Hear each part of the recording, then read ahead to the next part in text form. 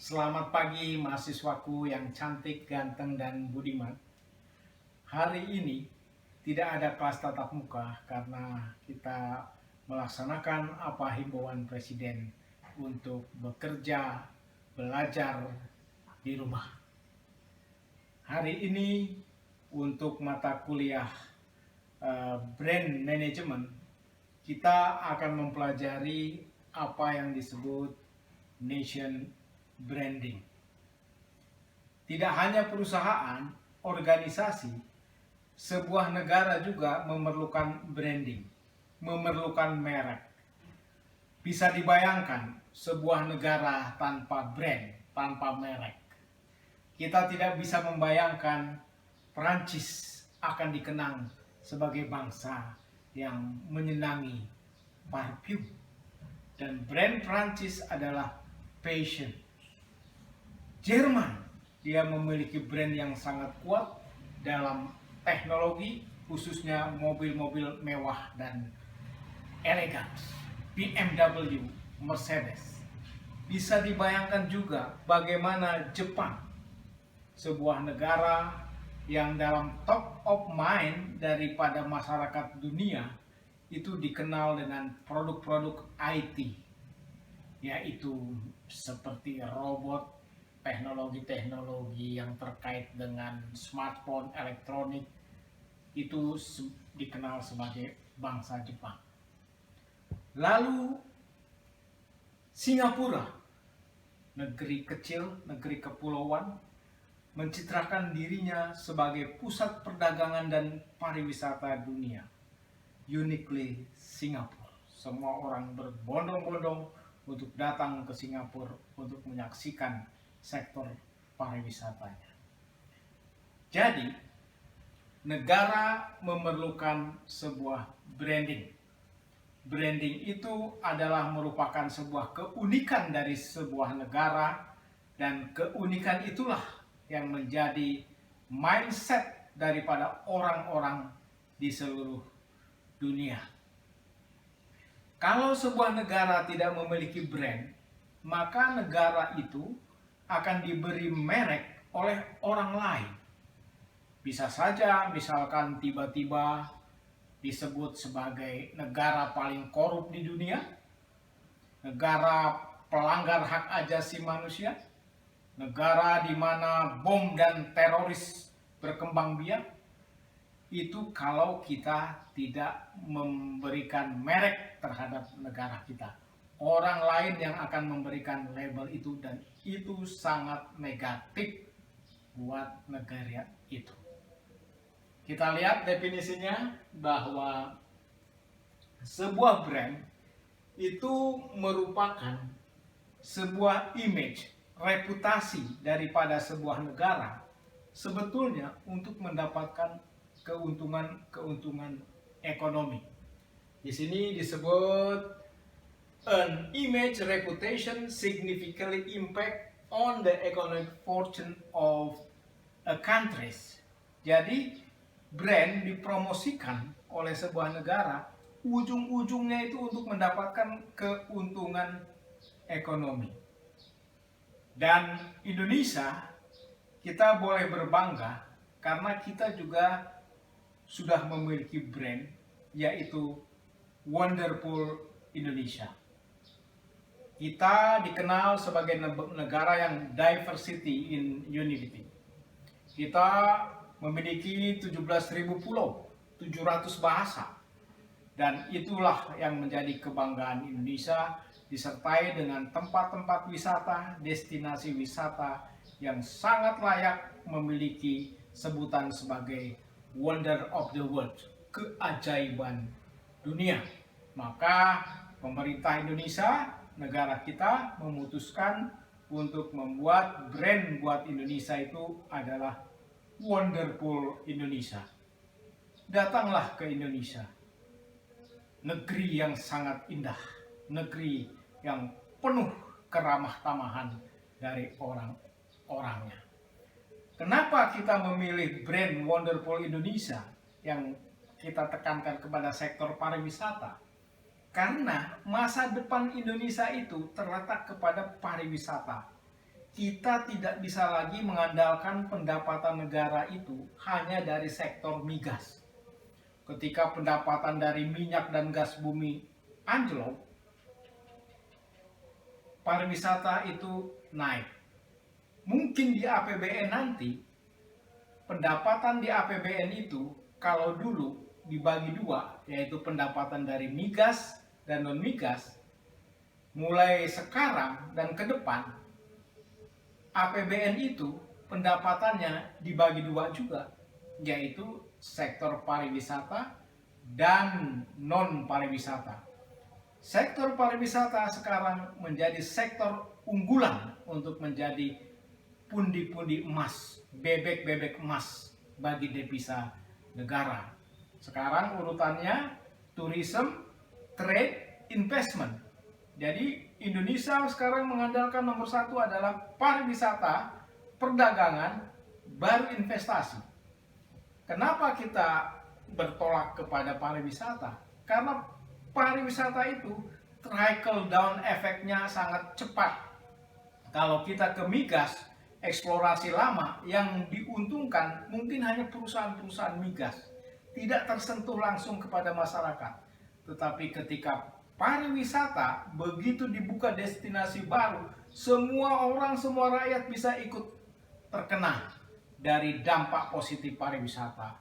Ada orang yang bisa menjadi guide, ada orang bisa menjadi jual souvenir, ada orang yang bisa menyewakan rumah, menyewakan alat-alat transportasinya. Jadi tunai.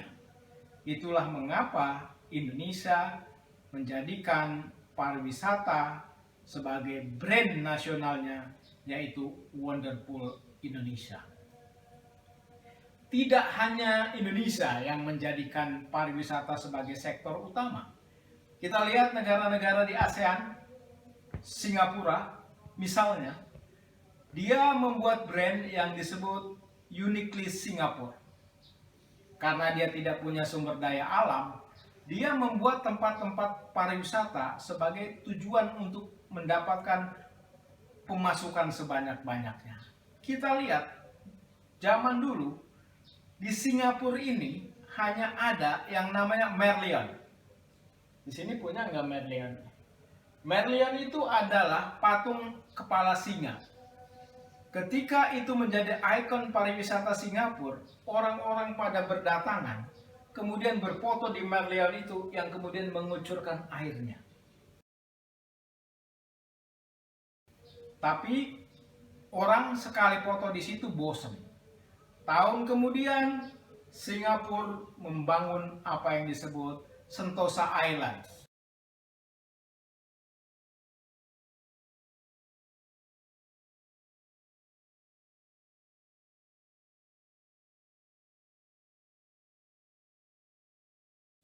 Dia membuat namanya Disneyland di Singapura.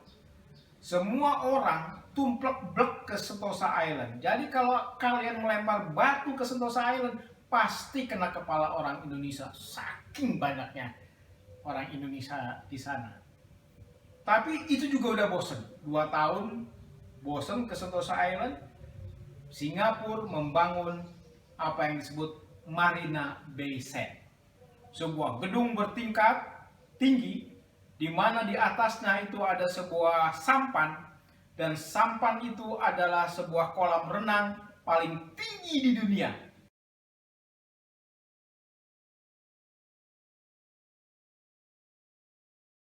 Jadi kalau berenang-berenang di sana itu ada di atap dunia. Dan dengan ikon itu orang-orang bisa berselfie, berfoto-foto di situ, Marina Bay Sands. Mahal kita masuknya, tidak sembarangan orang bisa naik ke lift ke sana, harus membayar tiket. Itu juga udah selesai masa Marina Bay Sands. Singapura kemudian membangun apa yang disebut Garden by the Bay. Garden by the Bay. Membangun taman di pinggiran pantai. Banyak sekali ikon-ikon menarik yang untuk berselfie lihat. Sengaja dibikin tempat-tempat yang romantis buat orang yang sedang pacaran. Romantis buat orang yang berbulan madu. Banyak sekali tempat yang sangat indah sengaja dibangun buatan manusia di apa tadi yang disebut Garden by the Bay. Itu juga udah lewat.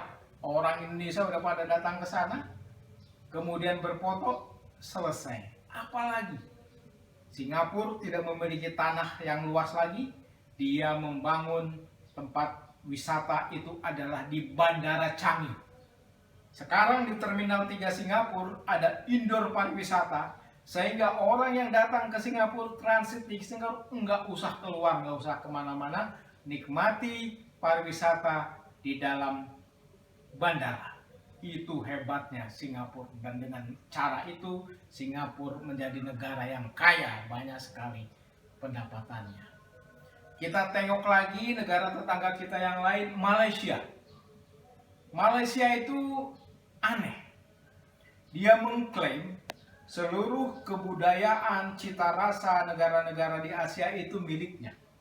Maka dia membentuk brand nationnya itu Malaysia the truly Asia.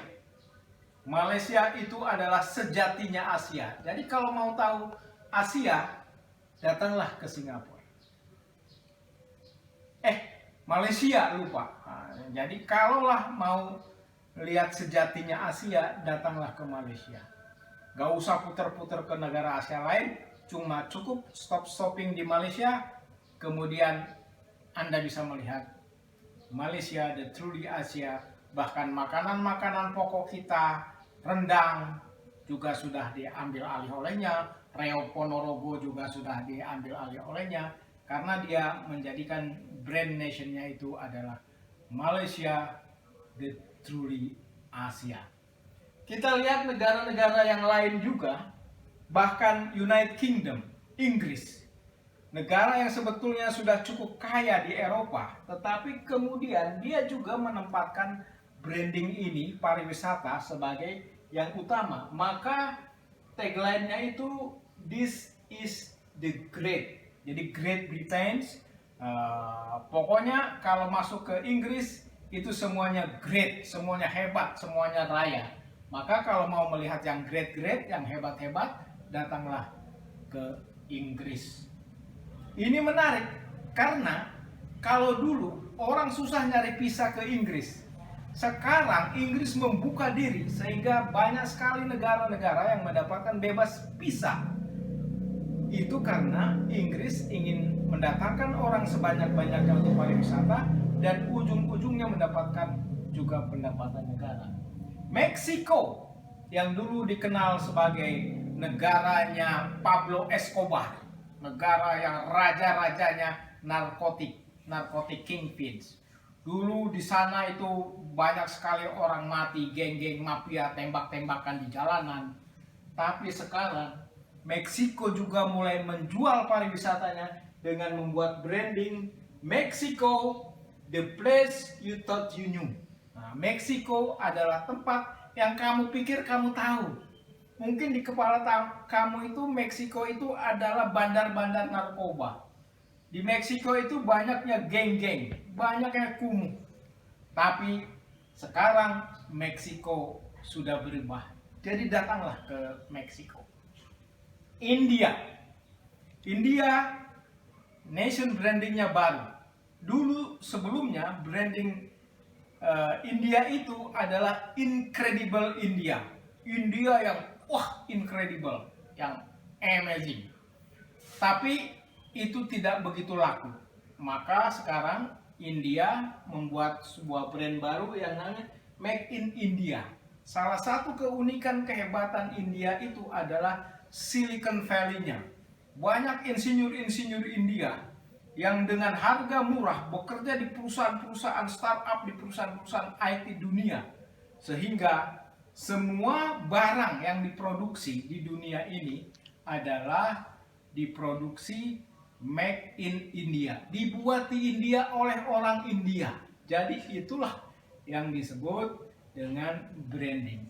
Masing-masing negara memiliki brandnya sendiri, dan sekali lagi ujung-ujungnya adalah bagaimana reputasi, cita rasa dari negara itu untuk kepentingan manfaat ekonomi, duit ujung-ujungnya. Buat apa kita membuat brand?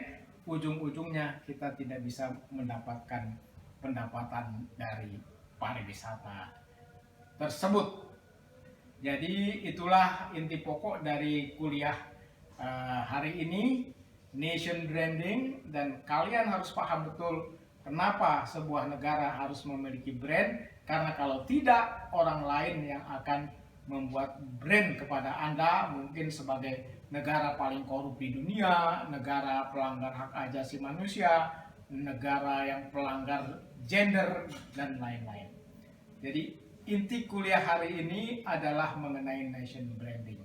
Nah, tugas untuk kalian dalam sisa masa kuliah hari ini adalah coba kalian pilih sebuah negara yang kalian pilih sendiri.